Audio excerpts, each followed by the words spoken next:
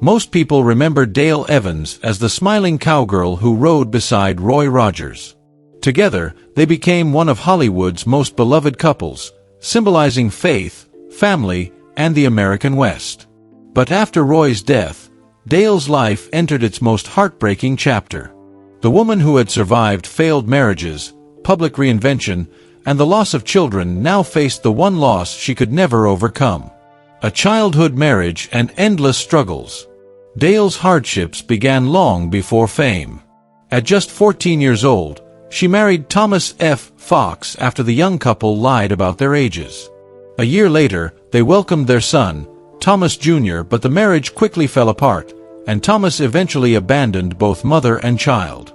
Determined to build a better future, Dale worked wherever she could while chasing her dream of becoming a singer. She held office jobs, performed on local radio stations, and refused to give up despite financial struggles, illness, and failed relationships. During those years, she adopted the stage name Dale Evans, a name she never expected would become famous across America.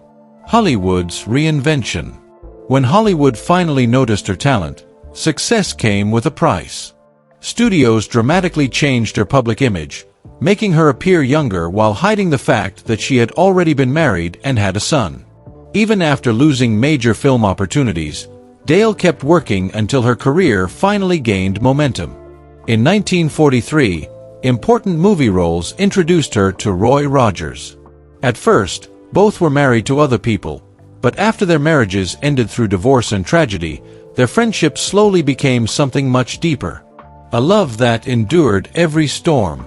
Roy and Dale married on New Year's Eve in 1947 and soon became America's favorite Western couple. Their television series, films, music, and public appearances made them household names.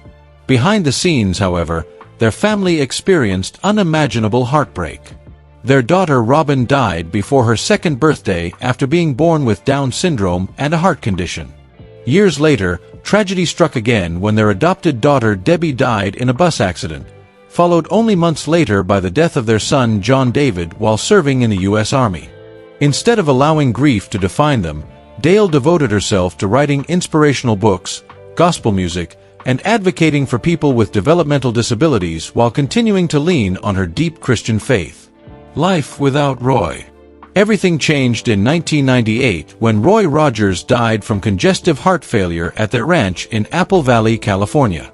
After more than 50 years together, Dale lost not only her husband but also the partner who had shared every triumph and every tragedy beside her. Although surrounded by her surviving family and comforted by the legacy they had built together, Dale never truly recovered from Roy's passing.